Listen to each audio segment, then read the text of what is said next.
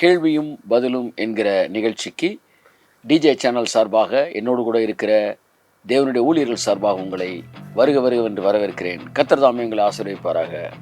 God bless you. தொடர்ந்து நாம் டிஸ்கஷனுக்குள் கடந்து செல்வோம்.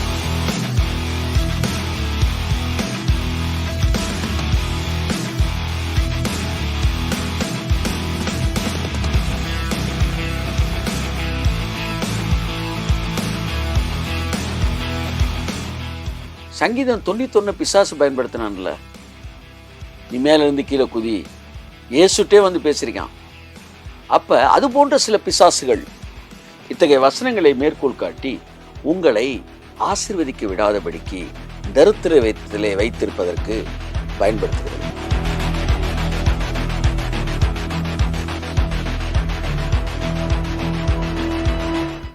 ஒரு ஊழியத்திற்காக போவதற்கு பஸ்ஸு காசு இல்லாமல் நின்னான் பாருங்க ஒருத்தன். அவனுக்கு தெரியும் பணத்தின் அருமை என்ன என்பது. ஆனால் ப்ரேயர்ஸுக்கு அங்கே 10 பேர் உட்காந்துருக்கிறான், போய் நடத்துவதற்கு பஸ்ஸு காசு இல்லாமல் நின்னான் பாருங்க, அவனுக்கு தெரியும்.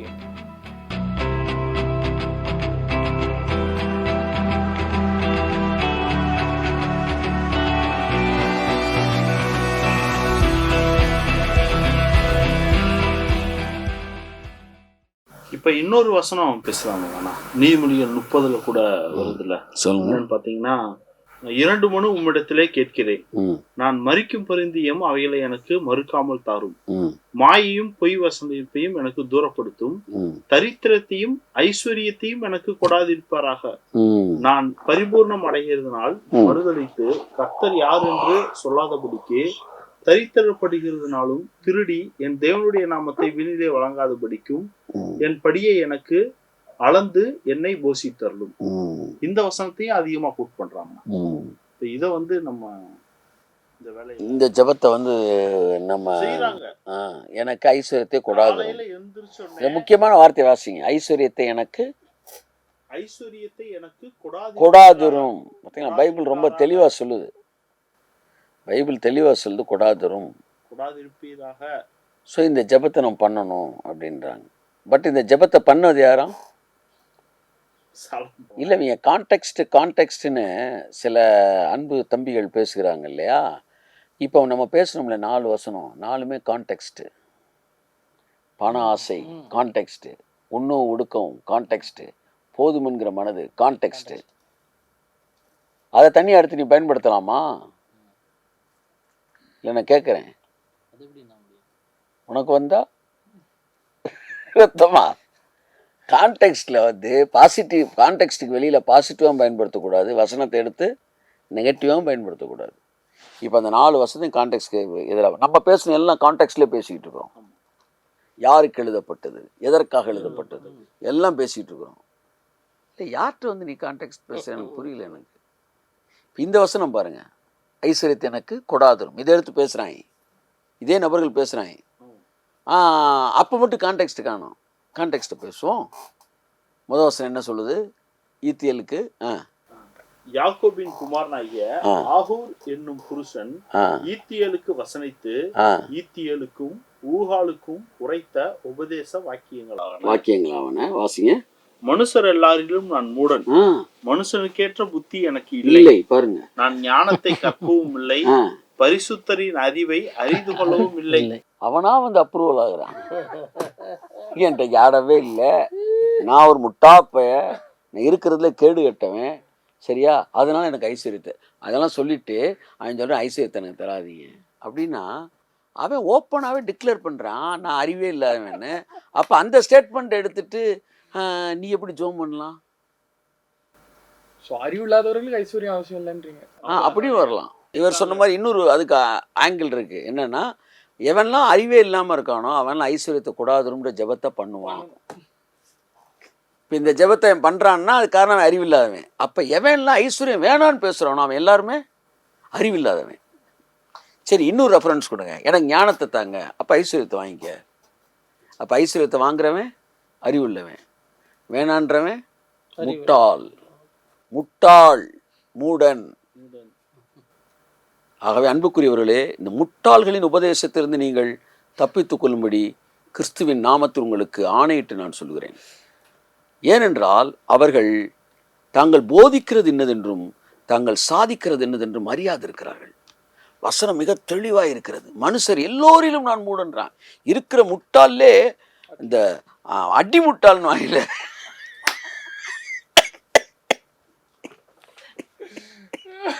இல்ல இல்ல இருக்கிற முட்டாளே அடி முட்டாள் தான் என்ன சொல்லுவானா, எனக்கு ஐஸ்வர்யத்தை கொடாது.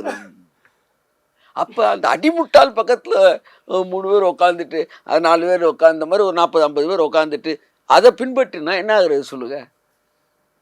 ஸோ ஆகவே அன்புக்குரியவர்களே, திஸ் இஸ் டைம் ஃபார் நாம் வந்து விழித்து கொள்ளுகிற நேரம். கர்த்தர் உங்களை ஆசிரியப்பாராக. ஸோ இந்த 5 வசனம் கான்டெக்ஸ்டில் பேசியிருக்கிறோம் நம்ம. ஸோ ஆகவே இன்னும் நிறைய வசனத்தை அவுட் ஆஃப் கான்டெக்ஸ்ட் எடுத்து பேசுவாங்க பாருங்க. வசனத்தை மட்டும் பிடிச்சு பேசுறது. ஆனால் கடைசியில் நம்மள்கிட்ட வந்துட்டு நீ கான்டெக்ஸ்ட்டு அப்படின்னு நம்மள்கிட்ட வந்து கான்டெக்ஸ்ட் பேசுறது. இதனால எத்தனையோ ஊழியக்காரங்களுடைய வாழ்க்கை வந்து பாதிக்கப்பட்டிருக்கு. இந்த சீரழிந்திருக்கிறது, அழிந்து போயிருக்கிறது. அநேக ஜனங்களை அழிப்பதற்கு அடுத்து கங்கணம் கட்டியிருக்கிறாங்க.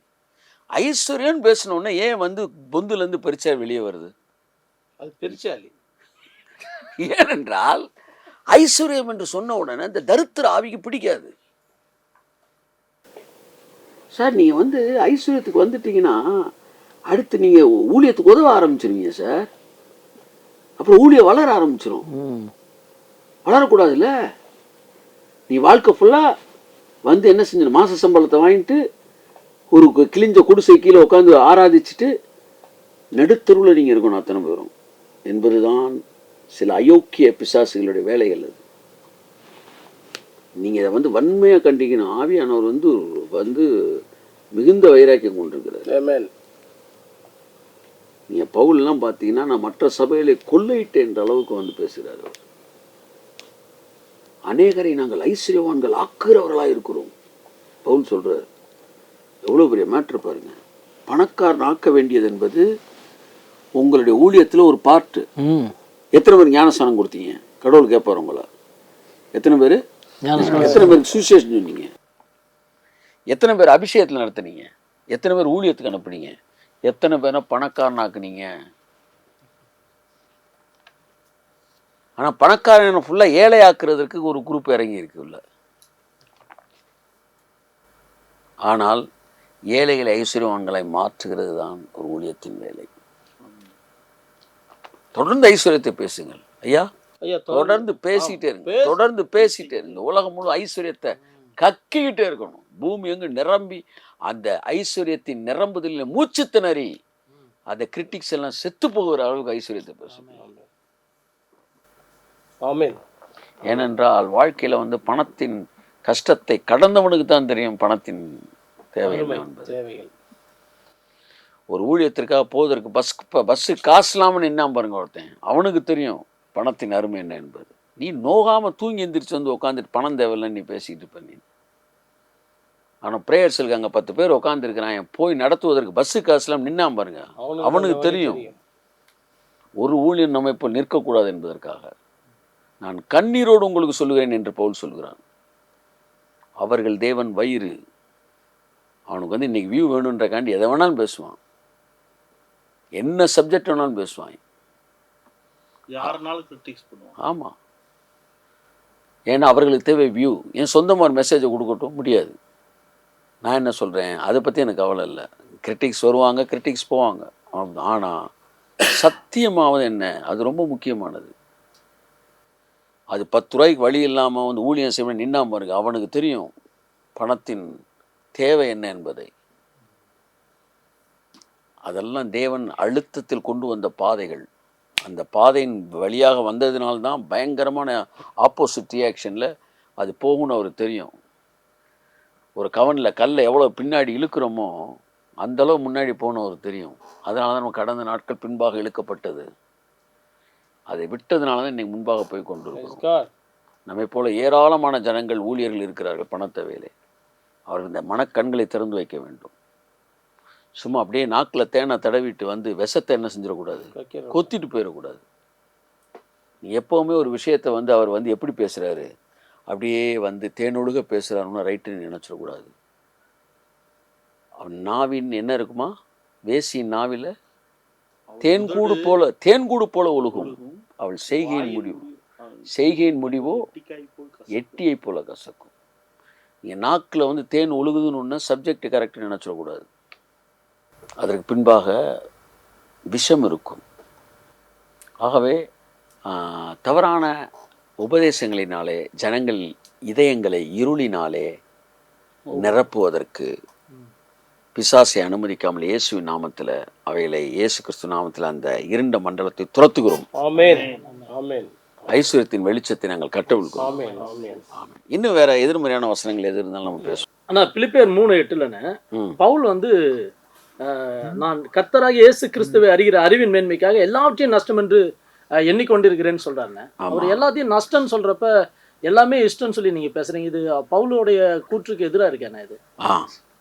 இப்போ இது வந்து ஐஸ்வர்யத்துக்கு எதிராக பயன்படுத்தப்படுகிற ஒரு கேள்வி. இப்போ நம்முடைய கணக்குப்படி இது 6வது வசனம். எத்தனை வசனங்களை ஒவ்வொன்றா கான்டெக்ஸ்ட் பேஸ் படி பிரேக் பண்ணிக்கிட்டே வந்து அதனோட ஒரிஜினல் மீனிங்கை நம்ம ஜனங்களுக்கு சொல்கிறோம். ஏனென்றால் ஆண்டாண்டு காலமாக இந்த வசனங்களை வைத்து பிசாசானவன் அநேக தேவனுடைய ஊழியர்களையும் பிள்ளைகளையும் தரித்திரத்தில் வைத்திருக்கிறான். இன்றைக்கும் சில ஊழியர்களை முழு நேரமாக களமிறக்கி இருக்கிறான். ஸோ இதற்கு எதிராக நாம் நம்முடைய வேலைகளை வந்து ஆவியானவர் துவங்கி இருக்கிறார். ஸோ ஏன்னா இது எப்படி இருக்குது அப்படின்னா, சங்கீதம் 91 பிசாசு பயன்படுத்தினான்ல, நீ மேலேருந்து கீழே குதி, இயேசுட்டே வந்து பேசியிருக்கான். அப்போ அது போன்ற சில பிசாசுகள் இத்தகைய வசனங்களை மேற்கோள் காட்டி உங்களை ஆசீர்வதிக்க விடாதபடிக்கு தரித்திரத்திலே வைத்திருப்பதற்கு பயன்படுத்துகிறது. அதிலே ஒரு வசனம் இது. ஆனால் இதனுடைய அழகான கான்டெக்ஸ்டே வேறு. இது ரொம்ப என்ன சொல்ல ஒரு ஒரு எலைட்டான ஒரு ஒரு பெர்செப்ஷனில் அவர் பேசுகிறார். இப்போ பவுல் பேசுகிற இந்த வசனத்தை வாசிங்க. என் கர்த்தராகிய கிறிஸ்து இயேசுவை அறிகிற அறிவின் மேன்மைக்காக எல்லாவற்றையும் நஷ்டம் என்று எண்ணிக்கொண்டிருக்கிறேன். எல்லாவற்றையும் நஷ்டம் என்று. இப்போ இது ஐஸ்வர்யத்துக்கு எதிராக பயன்படுத்தப்படுற இன்னொரு வசனம். எத்தனாவது வசனம் இன்னைக்கு நம்ம டீல் பண்ணுறது? 6வது வசனம்.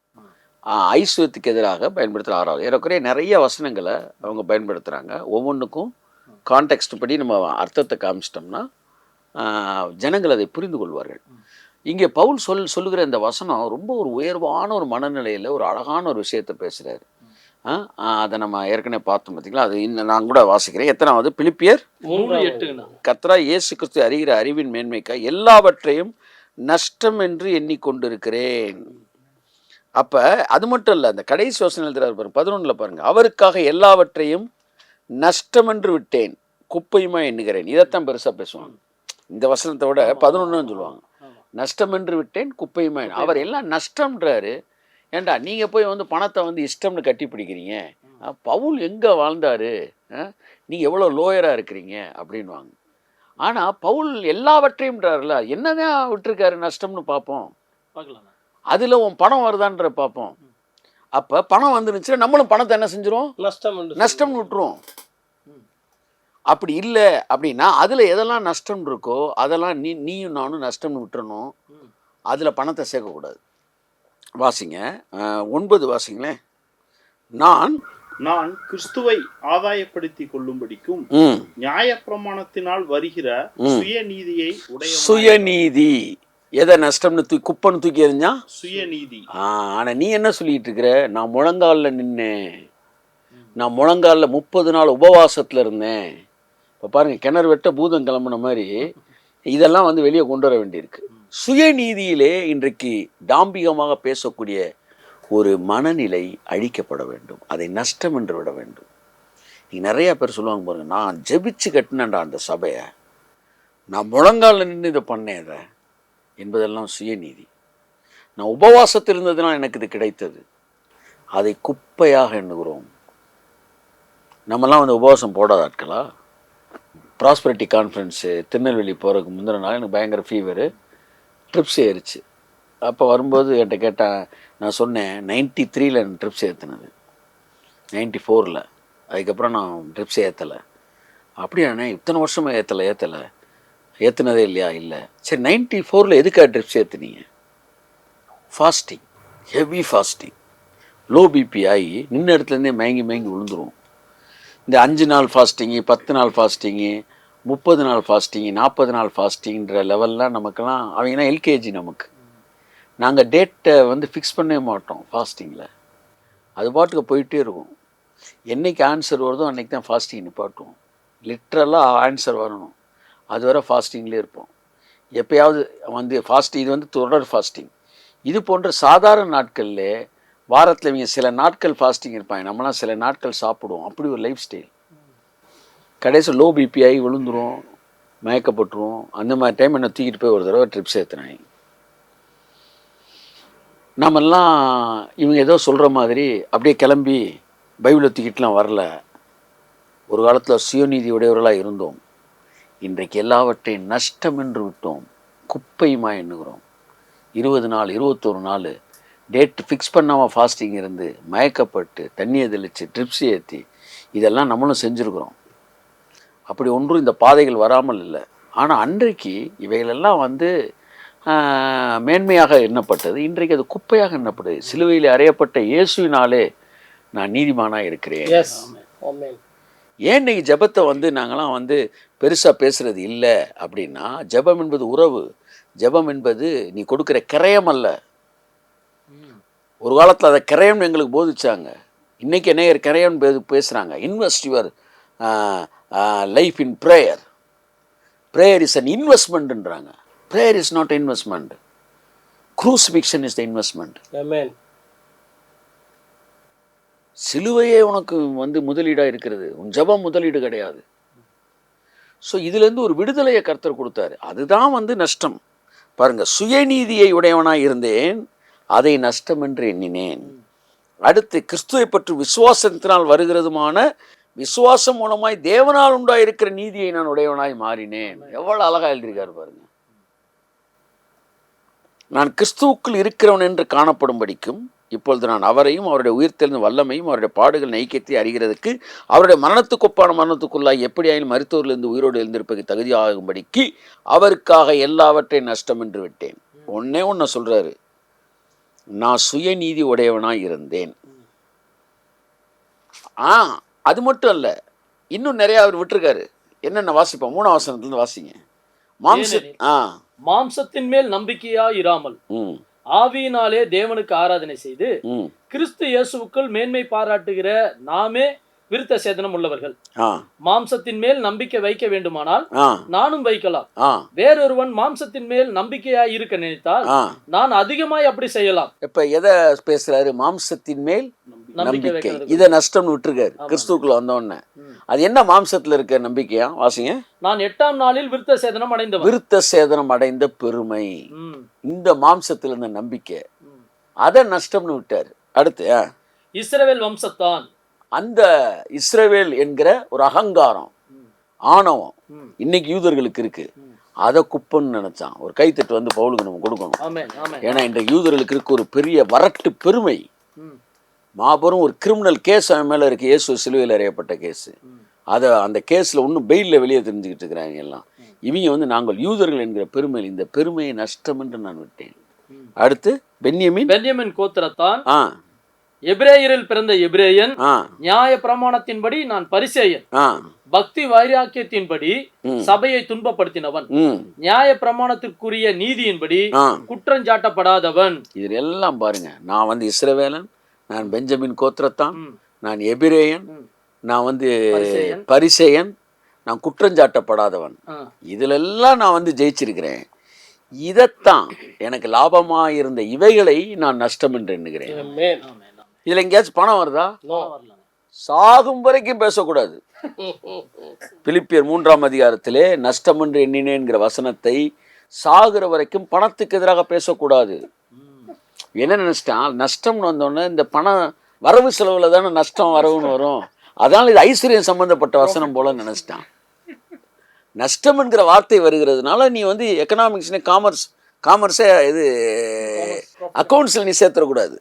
நஷ்டம்னு வந்து நஷ்ட கணக்கு, அப்போ இது ஐஸ்வர்யம் போல இல்லை. இது வந்து அவன் சொந்த கணக்கு. ஸோ இனி பிலிப்பியர் 3ஆம் அதிகாரத்தில் சொல்லப்பட்ட இந்த வசனம் வந்து சுயநீதிக்கு எதிராகவும் மாம்சத்துக்கு எதிராகவும் தன்னுடைய மாம்ச குல பெருமைக்கு எதிராகவும் அவன் பேசின வார்த்தைகள். அவைகள் எல்லாவற்றையும் நான் நஷ்டம் என்று விட்டேன்.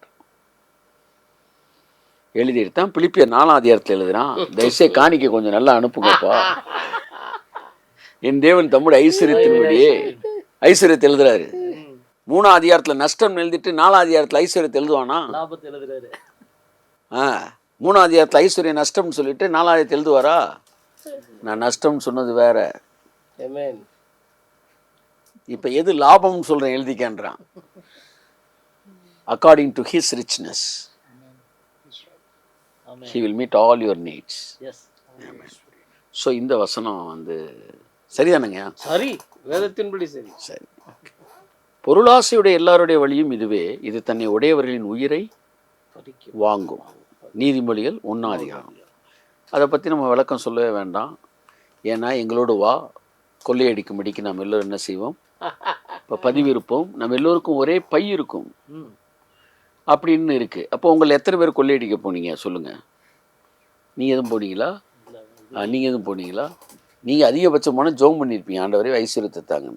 இந்த வசனம் கொள்ளையடிக்கிறவர்களுக்காக எழுதப்பட்ட வசனம். அது எங்கே இருக்குது? நீதிமொழிகள் 1:11. எங்களோட வா, ரத்தம் சிந்தும்படி நாம் பதிவிருந்து குற்றமற்று இருக்கிறவர்களை முகாந்தாரமின்றி பிடிக்கும்படி ஒளித்திருப்போம். பாதாளம் விழுங்குவது போல் நாம் அவர்களை உயிரோடே விழுங்குவோம். குழியில் இறங்குகிறவர்கள் விழுங்கப்படுவது போல் அவர்களை முழுமையும் விழுங்குவோம்.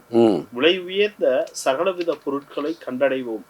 கொள்ளை பொருளினால் நம்முடைய வீடுகளை நிரப்புவோம். எங்களோட பங்காளியாயிரு, நம் எல்லோருக்கும் ஒரே பை இருக்கும் என்று அவர்கள் சொல்வார்களாயில், என் மகனே, நீ அவர்களோட வழி நடவாமல் உன் காலை அவர்கள் பாதைக்கு விளக்குவாயாக. 19. பொருளாசையுடைய எல்லாருடைய வழியும் இதுவே, இது தன்னை உடையவர்களின் உயிரை வாங்கும். பார்த்தீங்களா? பொருள் ஆசைன்னா என்ன? பணம் சேர்ப்பதல்ல பொருளாசை, கொள்ளையடிப்பது பொருளாசை, குற்றமற்றவர்கள் இரத்தத்தை சிந்துவது பொருளாசை, பாதாளம் விழுங்குவது போல ஒருவனை ஏமாற்றுவது பொருளாசை, விழுங்குவது, ஒளிந்திருந்து பிடிப்பது, மற்றவனை பிளாக்மெயில் பண்ணி சம்பாதிப்பது பொருளாசை. ஸோ இது எல்லாமே இந்த வகையில் பொருளை சம்பாதிச்சா அது பொருளாசை. நம்ம யாரும் பாவம் அவன் உழைச்சி சம்பாதிச்சுட்டு இருக்கிறோம். நம்ம கொள்ளையடிக்கணும்னு சொல்கிறோம் இல்லையா, அது இதில் வருமா? அது வந்து கனரா பேங்கை கொள்ளையடிப்பது இல்லைல்ல. அதோட அர்த்தம் உங்களுக்கு தெரியும்ல.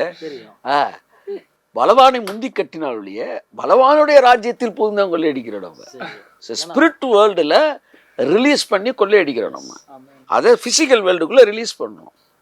இல்லை உம்மாலே நான் ஒரு மதிலை தாண்டுவேன்ற வசனத்தை ஜெயில் மினிஸ்ட்ரி பண்ண ஒருத்தர் போய் எடுத்ததுக்கு அதை கேட்டு ஒருத்தர் மதிலை தாண்டிட்டான். உம்மாலே நான் ஒரு மதிலை தாண்டுவேன். ஏன்னா நேற்று ஒரு போதவர் வந்தார், எனக்கு ரேமா வீடு வந்துருச்சு அப்படி தவிட்டாவே. இல்லை அப்படி இல்லை. ஸோ இந்த கொள்ளையடிப்பது உங்களுக்கு தெரிய வேற. ஸோ இந்த சாப்டரை நீதிமொழியில் 1 சாகும்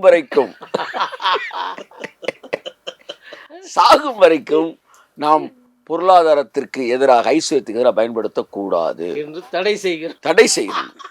பேன் பண்றோம் அதை நாங்கள் இயேசு நாமத்தில். மனுஷகுமாரனுக்கு தலை சாய்க்க இடம் இல்லை. மத்தேயு அதிகாரம் 8:20. மனுஷகுமார் தலை சாய்க்க இடம் இல்லை அப்படின்னா சிலுவையிலே அவர் தலை சாய்த்தார்னு இருக்கு. அடுத்து கப்பலின் பின்னணியத்தில் அவர் என்ன செய்தார்? அப்போ இங்கெல்லாம் தலை சாய்ச்சார்னு சொல்லும்போது இந்த வசனத்தில் தலை சாய்க்க இடம் இல்லைன்னு சொன்னது பொய்யா தான் இருக்கணும். அப்போ இந்த தலை சாய்க்கிறக்கு இடத்த அவர் பேசலை அப்படின்னா பைபிள்லேயே அவர் தலை சாய்ச்ச இடம்லாம் இருக்குது. ஸோ தலை சாய்க்க இடத்த வச்சுக்கிட்டே அவர் பேசிடக்கூடாது. பட் இது என்னன்னா தெரிஞ்ச விஷயம், ஒருத்தன் அவரை பின்பற்றி வருகிறேன் என்று சொல்லுகிறான், அவனை பார்த்து சொல்கிறாரு. இங்கே பாருப்பா, பறவைகளுக்கு கூடு இருக்குது, நரிகளுக்கு குழி இருக்குது. அந்த வர்றான் பார்த்தீங்களா, நான் உங்களை பின்பற்றுவேன்னு, அவனை பார்த்து சொல்லுவோம். இருதயத்தில் பறவைகளுக்கு கூடு இருக்கிறது, என்டர்டெயின்மெண்ட் ஸ்பிரிட் இருக்குது. நரிகளுக்கு குழி இருக்குது, உனக்குள்ள நரி தந்திரங்கள்லாம் இருக்குது. ஆனால் என் தலை சாய்ப்பதற்கு உன் இருதயத்தில் இடம் இல்லை. அதான் ஏன் சொல்கிறார். அதனால் நீ என் பின்னாடி வர வேணான்றார் அவனை பார்த்து. நீ வந்து வர்றது வேஸ்ட்டு. ஏன்னா உன் இருதயத்தில் எனக்கு தலை சாய்க்கவே இடம் இல்லை, ஒரு ஓரத்தில் கூட எனக்கும் இடமே இல்லை. You are totally a Canning fellow அப்படின்றார். இதுதான் கான்டெக்ஸ்ட். ஹோல் கான்டெக்ஸ்ட் எடுத்து பார்க்கணும். அவனுக்குள்ள அவன் என்ன வந்து ஐஸ்வர்யத்தை பற்றியா பேசுனா? இல்லை. இன்னொருத்தன் வரலை, நான் போகிறேன்றான், அவனை வாடான்றார். இவன் வரேன்றான், வேணான்றார். அப்போ அவர் செலக்ட் பண்ணும்போது ஒருத்தருடைய இருதயத்தை பார்க்குறார். அதைத்தான் தாவீதை செலக்ட் பண்ணும்போது சொல்கிறார், நீ முகத்தை பார்க்கிறாய், நான் இருதயத்தை பார்க்கிறேன். ஸோ இங்கே ஒருத்தனை செலக்ட் பண்ணும்போது இருதயத்தை பார்க்குறார். அந்த வசனம் செலக்ட் பண்ணுற இருதயத்தை அவர் பார்க்குறார் உண்மைனா, இப்போ இந்த வசனம் இருதயத்தை பார்த்து அவர் சொல்கிறார். ஸோ இந்த வசனத்தையும் இனி தலை சாய்க்க இடமில்லை என்கிற வசனத்தை ஐஸ்வர்யத்துக்கு எதிராக பயன்படுத்துவதில் தடை செய்யப்படாது.